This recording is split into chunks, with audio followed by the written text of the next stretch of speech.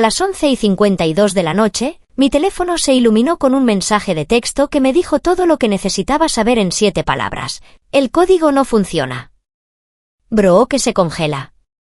Abrí mi aplicación de seguridad en lugar de la puerta. La visión nocturna mostraba a mi hermana frente al teclado, zapateando en la nieve, y detrás de ella, un camión de mudanza de 26 pies cargado hasta el techo. No eran maletas, ni regalos, eran muebles, cajas, toda su vida calcinada estacionada al final de mi camino privado como si ya fueran dueños del lugar. La mayoría de la gente vería a una familia en apuros. Yo vi una toma de poder hostil en progreso y un botón en mi pantalla que podía terminar con ella. No siempre fui el tipo de hombre que podía quedarse en una habitación oscura, ver a su familia tiritar detrás de una puerta cerrada y no sentir nada más que cálculo. Fui construido así lentamente, en silencio, por un hogar que elogiaba mi fiabilidad. De la misma manera que elogias a un lavavajillas, agradecido cuando funcionaba, furioso cuando no, y nunca una sola vez curioso por saber cuánta presión estaba soportando. Mi nombre es Evan Hart. Tengo 32 años. Soy analista de riesgos de profesión y el hijo mayor en una familia donde ser el mayor nunca significó ser respetado, solo responsable. Al crecer en el Minnesota suburbano, nuestra casa se veía bastante normal desde el exterior. Setos recortados, un aro de baloncesto que nadie usaba, un porche delantero lo suficientemente grande para barbacoas de verano que nunca tuvimos. Pero al entrar, lo sentías de inmediato, esa sutil inclinación en el aire donde la atención fluía hacia una sola persona, mi hermana Brooke. Brooke era el sol de la familia. Todo giraba en torno a ella. Si ella estaba feliz, todos resplandecíamos. Si estaba molesta, todo se congelaba. Mis padres, Diane y Mark, la adoraban con una intensidad que se desdibujaba en la adoración. ¿Y yo? Yo era el chico tranquilo, el que resolvía problemas, el que no necesitaba nada. Tomaron mi silencio por fortaleza. Confundieron mi autosuficiencia con invencibilidad. Y confundieron mi obediencia con acuerdo. Mi primer recuerdo de este desequilibrio fue a los 10 años. Brooke quería una bicicleta nueva, rosa, brillante, carísima. Mis padres no podían pagarla, así que vendieron la guitarra usada que mi abuelo me había regalado. Me dijeron que de todos modos ya no me serviría al crecer. Brooke estrelló la bicicleta 2 meses después y olvidó que existía. Yo no lo olvidé. Luego estaba mi padre, Mark, un hombre que se reía demasiado fuerte de sus propios chistes y trataba sus defectos como rasgos de personalidad, peculiares en lugar de problemas que nunca se molestó en arreglar. Trabajó en ventas la mayor parte de su vida, el tipo de trabajo donde el encanto importaba más que la competencia. Y llevaba ese encanto a casa como un arma. Podía convencer a cualquiera de cualquier cosa, especialmente a mi madre. Ella flotaba por la vida creyendo en su optimismo incluso cuando éste la ahogaba. Y esperaba que yo también lo creyera. Como adolescente, me convertí en el contador oficial de la familia, mediador, tutor, terapeuta, técnico informático, chofer. Cualquier papel que necesitara cubrirse. Si Brooke reprobaba álgebra, yo me quedaba despierto toda la noche enseñándole fórmulas que ella olvidaría por la mañana. Si mis padres sobregiraban la cuenta bancaria, yo entregaba mis ahorros de mis trabajos de verano para ayudarnos a encarrilarnos. Si Brooke tenía una ruptura amorosa, yo reorganizaba mi horario para que ella pudiera sanar en paz mientras yo cubría sus tareas. Nadie me dio las gracias. La suposición constante era que yo debía hacer esas cosas porque era el dependiente. Y la dependencia en mi casa no era una virtud. Era un recurso que explotar. La única persona que alguna vez me vio, que realmente me vio, fue mi abuelo Henry. Vivía a 2 pueblos de distancia en una casa pequeña y desordenada que olía a cedro y libros viejos. No era afectuoso de forma efusiva, pero prestaba atención. Hacía preguntas que requerían pensamiento, no actuación.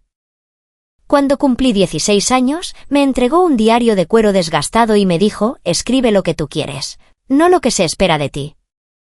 De lo contrario, olvidarás la diferencia. No entendí entonces lo profético que era aquello. Ahora lo entiendo. El abuelo Henry era el único que cuestionaba la dinámica familiar. «Te usan porque tú los dejas», me dijo una vez. «No con maldad. Establece un límite o mira cómo queman tu vida para mantener la de ellos caliente». Murió cuando yo tenía 21 años. En el funeral, Brooke lloró dramáticamente mientras yo cargaba con el peso, literalmente como portador del féretro y figurativamente como el nieto que heredó las facturas de limpieza de la casa, los impuestos restantes y los discursos cargados de culpa de parientes que lo amaban solo en teoría. Después de la universidad, me mudé a Denver por trabajo. Pensé que la distancia aflojaría el control de la familia. En cambio, se apretó. Mis ingresos constantes me convirtieron en la solución obligada para cada crisis financiera. Sus emergencias se convirtieron en mis obligaciones. ¿Brooke no podía pagar sus tarjetas de crédito? Evan lo hará. ¿Mis padres querían remodelar la cocina? Evan puede cubrirlo. ¿Brooke quería invertir en su carrera como influencer de bienestar? Evan debería creer en su sueño. No era malicioso de la forma ruidosa en que la gente imagina que son las familias tóxicas. Era sutil, suave y envuelto en el lenguaje del amor. Estamos tan agradecidos por ti, cariño. Eres el único con el que podemos contar. Sabes que tu hermana es frágil. Frágil. Esa palabra seguía a Brooke a todas partes como un perfume. Mientras tanto, yo era robusto, otra palabra que suena a elogio pero se siente como una condena. El niño robusto es al que se le exige cargar con todo. Las señales de manipulación siempre estuvieron ahí. Pequeñas al principio, Brooke olvidando pagarme, mis padres enviándome facturas sin previo aviso, Diane diciéndole a la familia extendida, a Evan le va tan bien que ni siquiera necesita ayuda, cada vez que alguien sugería que me apoyaran a mí para variar. Luego vinieron los chantajes emocionales. Una vez, cuando dudé en prestarle dinero a Brooke para un negocio, mi madre me llamó llorando. No con sollozos fuertes, sino con una decepción silenciosa. Simplemente no entiendo por qué dejarías a tu hermana colgada así. ¿Qué hicimos mal al criarte? Y así, sin más, la culpa se cerró alrededor de mis costillas. Pero el momento que lo cambió todo llegó al año siguiente, una cena de acción de gracias donde Brooke anunció a toda la mesa que se mudaría con Evan por un tiempo para estabilizar su vida de nuevo. Lo dijo con tal confianza, como si estuviera revelando un plan que habíamos creado juntos. Yo no había escuchado una palabra al respecto antes de esa noche. Mis padres me sonrieron radiantes como si dieran la bienvenida a una decisión que yo ya había tomado. «Tienes esa habitación extra», dijo Diane, «y llevas una vida tan tranquila. Te vendrá bien tener compañía». ¿Compañía? Como si el propósito de mi vida adulta fuera hospedar la irresponsabilidad de mi hermana. No dije que no esa noche, no en voz alta. Pero algo dentro de mí se rompió. El abuelo Henry me había advertido, si no ponía un límite, quemarían mi vida para calentar la suya. Y eso es exactamente lo que intentaron hacer, primero lentamente, luego de golpe. La casa del lago que compré en Colorado se convirtió en su plan de escape de fantasía. Mi éxito se convirtió en su red de seguridad. Mi silencio se convirtió en su pase de autorización. Y cuando aparecieron en mi puerta con un camión de mudanza a medianoche, no fue una sorpresa. En realidad, no. Fue la confirmación final de algo que había ignorado por demasiado tiempo. Para ellos, yo no era un hijo o un hermano. Yo era infraestructura. Y la infraestructura no se cansa. Solo colapsa silenciosamente bajo el peso hasta que un día deja de hacerlo. La presión no llega de golpe. Se construye en capas, delgadas, casi imperceptibles al principio, hasta que el peso se vuelve parte de la arquitectura de tu vida. Durante años, pensé que eso era normal. Que el estrés era simplemente el impuesto por ser el responsable. Pero mirando hacia atrás, las señales eran tan claras que es casi vergonzoso que no actuara antes. El primer apretón de las cuerdas llegó justo después de que comprara la casa del lago. Apenas llevaba 3 semanas en ella cuando Brooke me llamó llorando. No era un llanto frenético, sino teatral, del tipo que perfeccionó en la infancia. Se me reventó una llanta en la carretera y la grúa dice que costará $480. No los tengo. Yo estaba agotado por una semana laboral de 70 horas, pero transferí el dinero de todos modos. No porque quisiera, sino porque todavía creía que ayudarla era lo mismo que proteger a la familia. Ella envió un emoji de corazón después, como si eso contara como pago. Un mes después, mi padre llamó. Hijo, estoy en un aprieto. La empresa despidió gente. Estamos atrasados con la hipoteca. Es temporal. Solo necesito $2,500 para cubrir el bache. Temporal era su palabra favorita. Sus crisis siempre eran temporales, pero de alguna manera duraban décadas. Aún así, lo pagué. Luego Diane se involucró. Evan, cielo, Brooke está intentando reconstruirse. Necesita una base estable. Tú eres su único apoyo. Traducción, eres el único al que podemos desangrar sin consecuencias. No me resistí. No cuestioné por qué una mujer adulta con más seguidores que logros no podía mantenerse sola. Simplemente lo absorbí porque eso es lo que siempre había hecho. Pero la presión escaló también de formas que no eran financieras. Cada vez que llamaba a casa, pocas veces, pero siempre educado, mis padres me hablaban como si fuera un recurso, no una persona. ¿Tu hermana solicitó un préstamo? ¿Puedes firmar como aval? No estás saliendo con nadie serio, puedes enfocarte en la familia. Tienes suerte de no tener hijos, tienes mucho extra para dar. Lo peor de todo es que lo decían con una convicción genuina. Como si mi independencia existiera para su conveniencia. Mientras tanto, las exigencias de Brooke se volvieron más audaces. Necesitaba dinero para una certificación de bienestar, luego para equipo de negocios, luego para contenido de viajes que, según ella, era esencial para su marca. En un momento dado, me envió una lista de artículos que quería que le comprara para fines profesionales. La lista sumaba $3,400. Cuando no respondí en una hora, me escribió, ¿dejarías que fracasara? ¿En serio? Pero el cambio de sentirse con derecho a ser explotadora llegó el verano siguiente. Había invitado a mis padres a visitarme, solo un fin de semana, solo para mantener la paz. Pero cuando llegaron, trataron mi casa como un hotel. Brooke, que ni siquiera estaba invitada, vino de todos modos, alegando que toda la familia debía estar unida. Se pasó toda la estancia filmando TikToks en mi sala e insinuando en voz alta lo perfecta que sería esta casa, para retiros de contenido. Mis padres estuvieron de acuerdo con ella.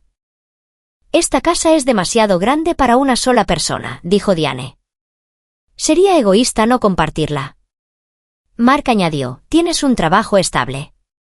Ayudarnos no te afectará, pero cambiará la vida de Brooke.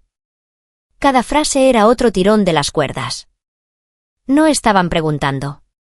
Estaban preparando la narrativa. Entonces llegó la línea ética, delgada pero brillante. Mis padres me pidieron que pusiera a Brooke en mi seguro médico solo hasta que su negocio despegue. Lo dijeron con naturalidad, como si me pidieran que trajera leche de la tienda. Recuerdo haberme quedado mirándolos a través de mi propia mesa de cocina, el lugar que compré con dinero que ellos nunca ganaron ni apoyaron. ¿Entienden que eso es ilegal?, pregunté. Mi madre agitó la mano. Te preocupas demasiado. Siempre lo has hecho. No era solo que quisieran que cometiera un fraude.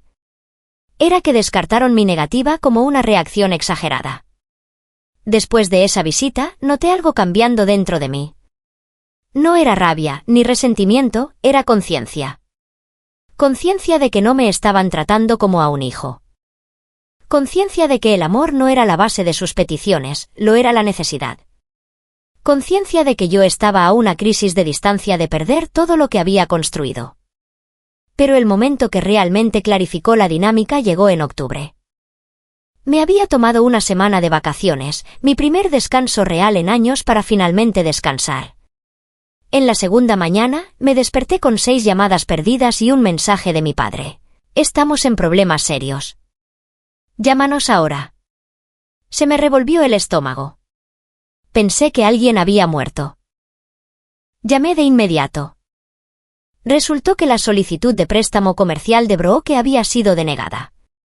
Necesitaba un aval. Y mis padres le habían dicho, sin siquiera consultarme, que yo usaría mi casa. Evan, dijo mi padre con voz severa, tienes que ayudar a tu hermana. Se está ahogando.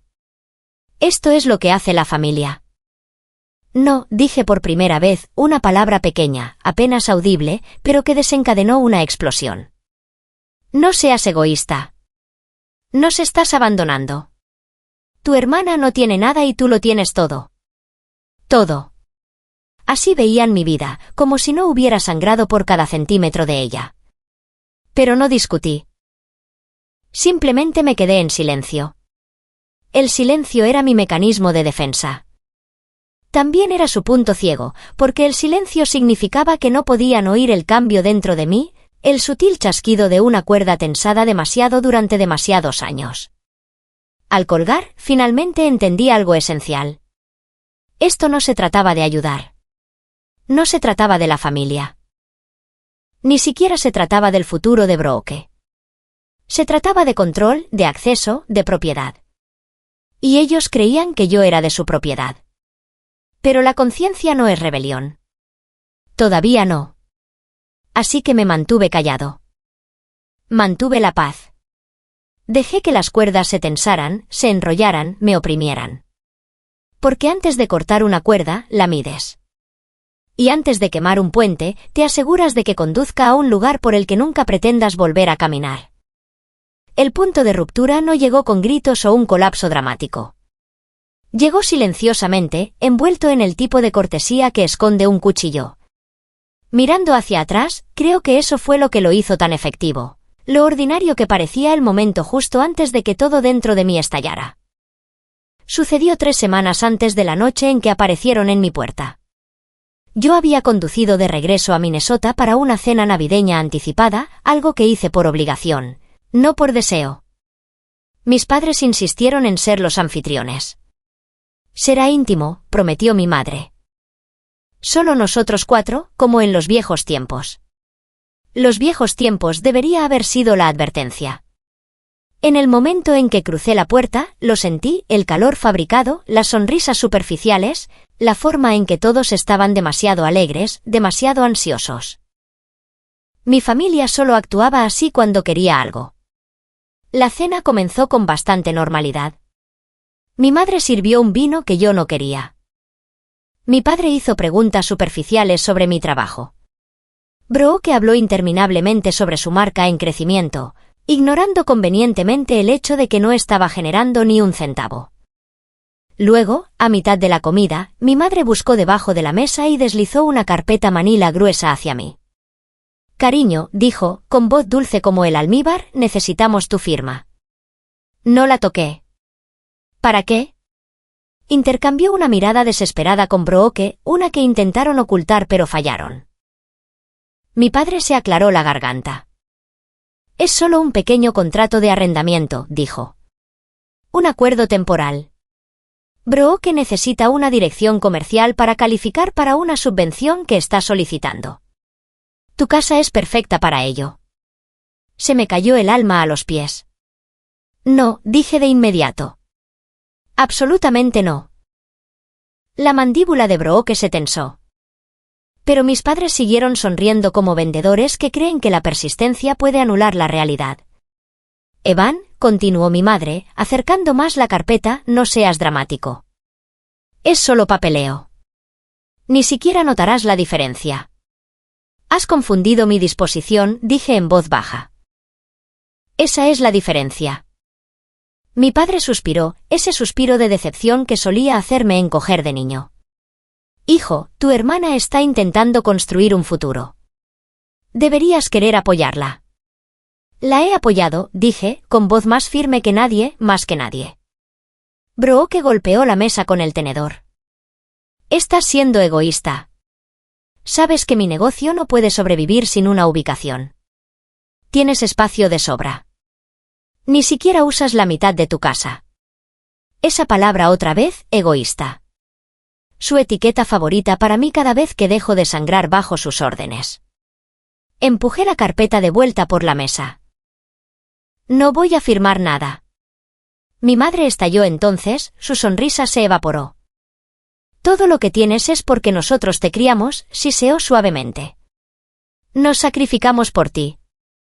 Lo menos que puedes hacer es ayudar a tu hermana. Sentí algo dentro de mí cambiar. No fue ira, ni dolor, fue algo más frío, reconocimiento. Esto no era un error. Esto no era una mala comunicación. Esto no era un drama familiar. Esto era un intento de toma de posesión, un borrado silencioso y calculado de mi autonomía disfrazado de obligación. Mi padre se reclinó, cruzando los brazos. Si no vas a firmarlo voluntariamente, encontraremos otra manera. Brooke merece esta oportunidad. Otra manera. Debería haber entendido lo que eso significaba. Debería haber visto los siguientes pasos formándose. Pero la negación es un potente anestésico. Terminamos la cena en silencio. Cuando me fui esa noche, nadie me abrazó. Nadie me dio las gracias por venir. Mi madre ni siquiera me acompañó a la puerta. El mensaje era claro, si no les daba acceso voluntariamente, lo tomarían. Conduje de regreso a Colorado con una opresión en el pecho que aún no podía nombrar. Repasé sus palabras una y otra vez, el derecho que sentían tener, la expectativa, la amenaza escondida bajo la cortesía. Por primera vez en mi vida, no me preocupaba decepcionarlos, me preocupaba lo que estaban dispuestos a hacer. El punto de ruptura no fue la carpeta. Fue darme cuenta de que mi silencio les había enseñado algo peligroso. Creían que mis límites no eran límites en absoluto. Creían que podían anular mi vida por la pura fuerza de su expectativa. Creían que yo era de ellos. Y por primera vez entendí algo con absoluta claridad: si no tomaba el control total y decisivo, no me quedaría vida alguna que proteger. La noche que regresé de Minnesota, la casa se sentía diferente. No la casa en sí, sus paredes de madera, su quietud, su aire frío de montaña eran exactamente iguales. Pero yo no. Algo en mí se había encajado en su lugar. La parte de mí que siempre se había doblado, que siempre se había adaptado, que siempre había absorbido el impacto, finalmente dejó de moverse. A la mañana siguiente, preparé café, me senté en la isla de la cocina y abrí mi laptop. No por hábito, sino con intención. Si mi familia quería acceso, ventaja, control, entonces el primer paso era entender exactamente cuánto acceso les había dado ya a lo largo de los años.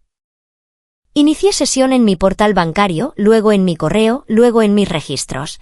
Cada préstamo con el que los ayudé, cada pago de emergencia, cada factura que cubrí sin preguntar. Línea tras línea, fecha tras fecha, década tras década. Pintaba una imagen que no había querido ver.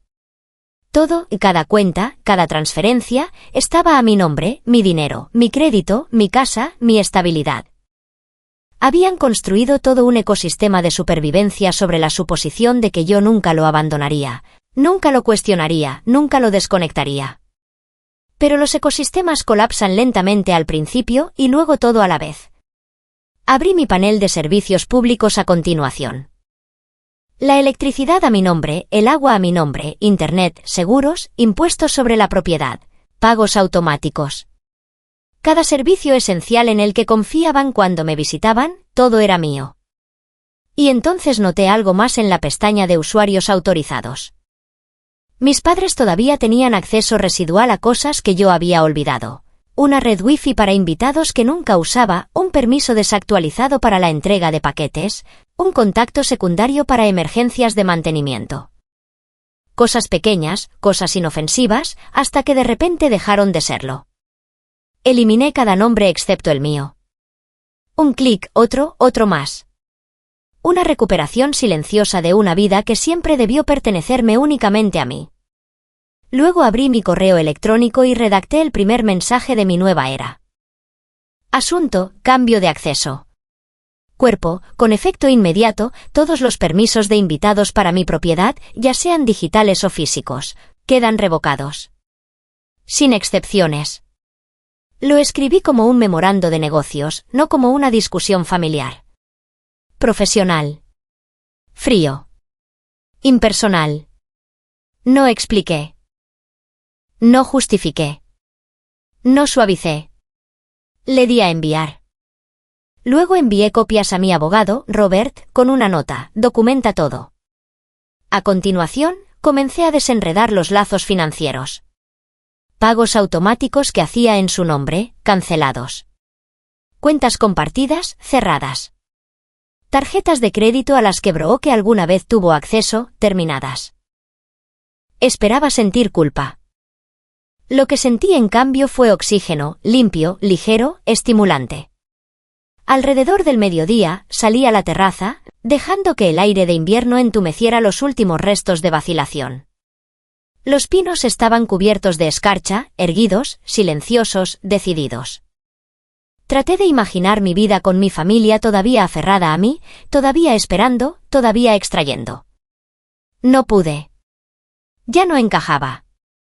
Esa tarde, Robert llamó. Presenté la orden de cese y desistimiento, dijo. La recibirán por correo electrónico y correo certificado en 1 hora. Bien, respondí, mirando hacia el lago congelado. Deja que la ley hable por mí. Entiendes, añadió él, que este es el momento en que la dinámica cambia. Presionarán fuerte.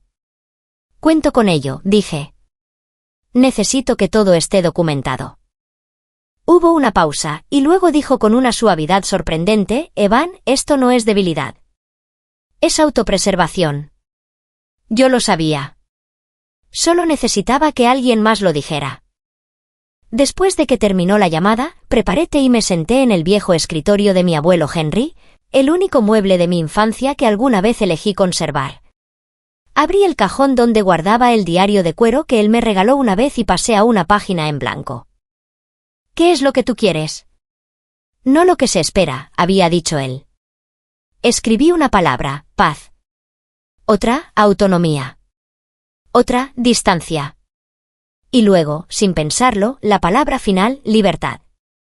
Al cerrar el diario, una cálida ráfaga de emoción me recorrió.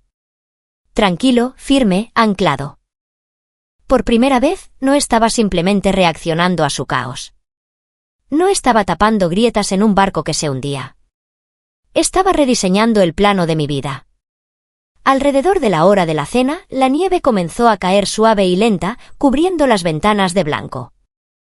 Encendí la chimenea, preparé una comida sencilla y me senté solo en el resplandor de una vida que finalmente había reclamado. A las 7:13 de la tarde, mi teléfono vibró con un correo electrónico entrante de mi madre. Asunto: ¿qué es esto? Cuerpo: no puedes hacernos esto. Llámame ahora.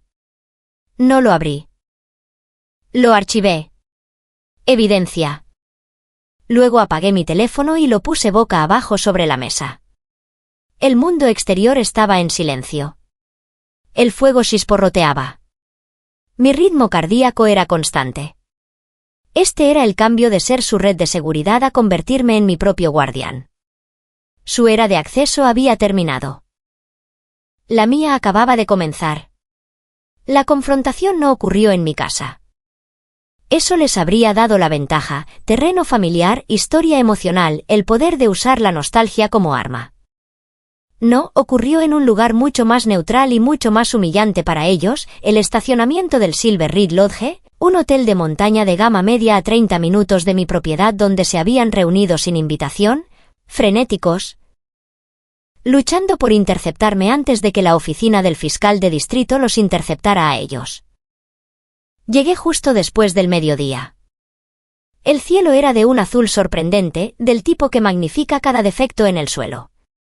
El viento empujaba la nieve sobre el asfalto en láminas finas. La gente cargaba esquís en sus camionetas, charlando, ajena al desastre silencioso que se desarrollaba cerca de la entrada del vestíbulo. Mi familia estaba en un semicírculo torcido, esperando: mi madre, Diane, con un abrigo demasiado fino y los ojos hinchados de tanto llorar; mi padre, Mark, con la cara roja y caminando de un lado a otro; Brooke con aspecto vacío y el rímel descascarado bajo los ojos; Alexander, su esposo, merodeando cerca como un hombre que se dio cuenta demasiado tarde de que se casó con una tormenta. Todos saltaron en el momento en que bajé de mi camioneta. «Evan», gritó Diane, corriendo hacia adelante. «Gracias a Dios». No sabíamos si vendrías de verdad. No le respondí. No la abracé. No detuve mi paso. Simplemente pasé de largo y entré al vestíbulo porque no estaba solo. Mi abogado, Robert, estaba sentado dentro trabajando en su laptop. Se puso de pie cuando me vio y asintió en reconocimiento.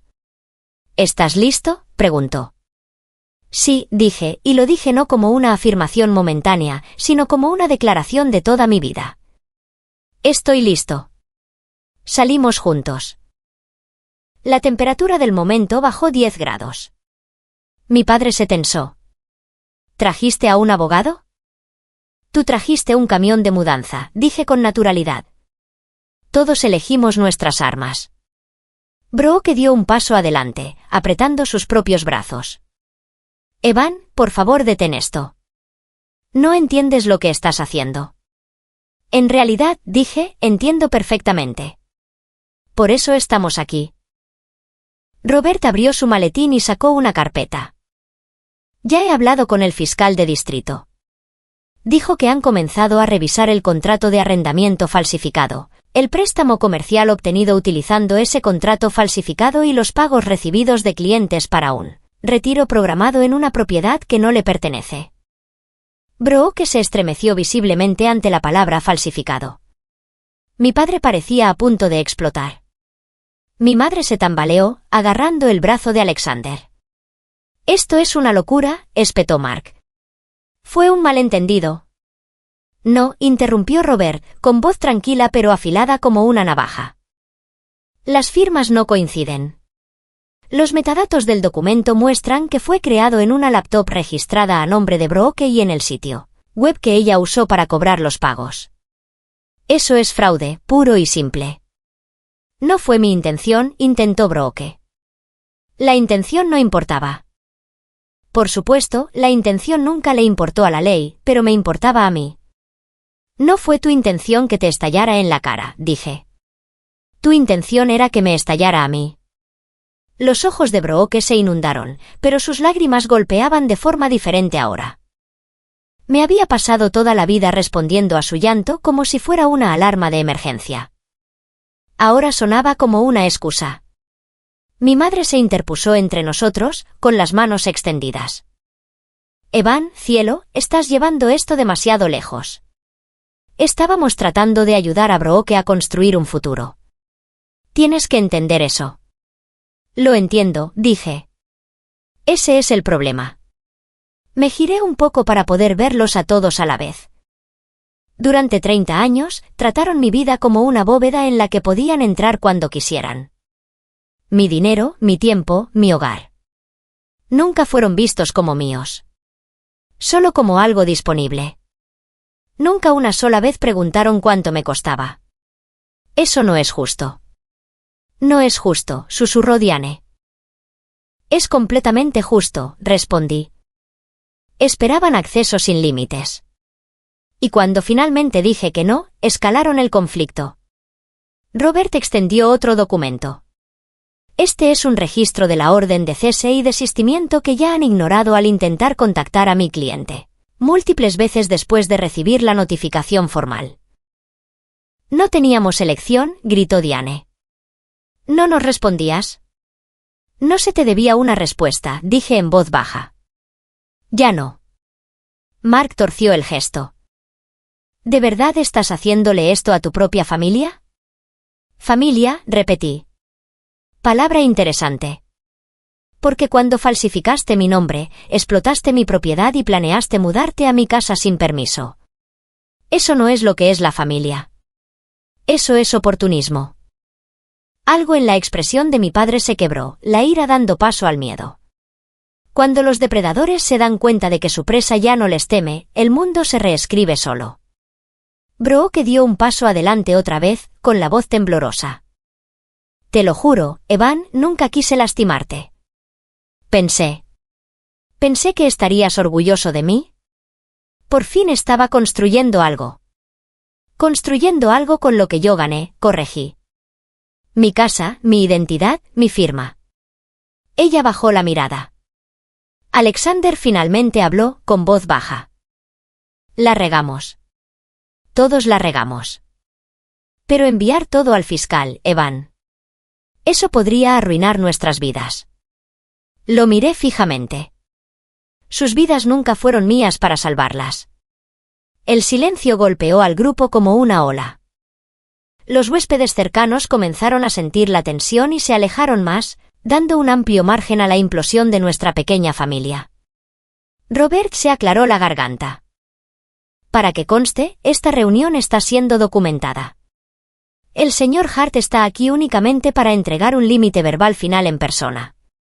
Como se me había aconsejado, asentí. Este era el momento, el eje, el punto de giro final. Miré a cada uno de ellos. Realmente los miré. Mi madre, la arquitecta de la culpa. Mi padre, el maestro de la persuasión. Brooke, el agujero negro de necesidad que creía que el amor era un recurso que tenía derecho a consumir sin límite. Alexander, el espectador que vio el fuego arder y solo le importó ahora que también lo amenazaba a él. Y en esa claridad, algo dentro de mí se liberó. No vendrán a mi casa de nuevo, dije suavemente. No me contactarán excepto a través de mi abogado. No usarán mi nombre, mi dirección, mi propiedad o mi vida para ningún propósito. He terminado de cargar con el peso de esta familia. He terminado de ser su garantía. Mi madre sollozó en sus guantes. Mi padre maldijo entre dientes. Brooke susurró mi nombre como una pregunta para la que ya conocía la respuesta. Continué, con voz firme. El fiscal tomará sus decisiones. Los bancos se encargarán del préstamo. Los clientes presentarán sus reclamaciones. Estas son sus consecuencias, no las mías. No los protegeré de ellas. Diane sacudió la cabeza frenéticamente. Evan, por favor. Nos desmoronaremos. Ya lo hicieron, dije. Solo esperaban que yo me acostara debajo para amortiguar la caída. Me giré para irme. Brooke se lanzó hacia adelante como para agarrar mi brazo, pero Robert se interpuso limpiamente entre nosotros. Sin contacto, advirtió. Las manos de Brooke se congelaron en el aire. Su rostro se descompuso. Por primera vez, vi algo sin filtros detrás de su desesperación, reconocimiento. No de lo que había hecho, sino de que yo me había ido de verdad. Caminé por el estacionamiento, la nieve crujiendo bajo mis botas, cada paso más ligero que el anterior. Detrás de mí, mi familia se desmoronaba, llorando, discutiendo, acusándose unos a otros, la estructura colapsando ahora que los cimientos que habían construido sobre mí habían desaparecido. No miré atrás hacia la puerta de mi camioneta. Me detuve lo suficiente para respirar el aire frío de la montaña, afilado, limpio, honesto. La libertad tiene una temperatura. Y ese día, estaba bajo cero. Abrí la puerta, entré y me alejé. No rápido, no triunfante, solo con paso firme. Dejarlos atrás no era la victoria. Dejarme a mí mismo atrás habría sido la verdadera pérdida. Y no iba a hacer eso nunca más. Las repercusiones llegaron en oleadas. Pero ninguna de ellas llegó a mi puerta. Esa fue la primera señal de que mi vida finalmente había cambiado. El caos se quedó donde pertenecía, con las personas que lo causaron. Robert me mantuvo informado solo cuando era necesario. Brooke aceptó un acuerdo de culpabilidad, libertad condicional, restitución, supervisión financiera obligatoria y un antecedente penal permanente que ensombrecería sus sueños de influencer. Para siempre. Los 12 clientes del retiro la demandaron a ella y a Alexander. Mis padres vendieron su casa para cubrir lo que pudieron, luego se mudaron a un condominio estrecho con la pintura descascarada y vecinos que ponían música fuerte pasada. La medianoche. No fue venganza, fue gravedad. La inevitable atracción de la rendición de cuentas que habían evitado durante décadas. En cuanto a mí, la quietud no se sentía vacía. Se sentía ganada. Pasé el invierno reconstruyendo rutinas que no me había dado cuenta de que había abandonado. Café por la mañana en la terraza. Largas caminatas sin revisar mi teléfono. Noches junto al fuego. Leer los libros que alguna vez estuve demasiado agotado para disfrutar. El aire sabía diferente, más limpio de alguna manera, como si el mundo finalmente hubiera dejado de presionar su pulgar contra mi tráquea. Una tarde, mientras limpiaba un viejo cajón, encontré el diario de cuero que mi abuelo Henry me había dado a los 16 años. Lo abrí en la última entrada, las palabras que había escrito el día que corté la relación con mi familia: paz, autonomía, distancia, libertad. Añadí una quinta palabra debajo de ellas: perdón. No por ellos, por mí mismo. Por cada año que pasé cargando pesos que nunca fueron míos. Por cada límite que no puse porque tenía miedo de no ser amado. Por cada versión de mí que creyó que sobrevivir significaba silencio. La verdad era más simple: sobrevivir significaba elegirme a mí mismo. La primavera finalmente descongeló las montañas. El lago se derritió. Las agujas de los pinos recuperaron su imposible tono de verde. Una tarde, me senté en la terraza trasera, viendo el sol caer detrás de la cresta, y un pensamiento surgió en mí, suave, firme, final: no perdí una familia. Perdí una jaula. Si alguna vez te has alejado de personas que exigían pedazos de ti que nunca se ganaron, tú también conoces esta verdad. A veces, lo más leal que puedes hacer es ser leal contigo mismo. Y si esta historia te encontró en el momento adecuado, dime, ¿desde dónde nos escuchas?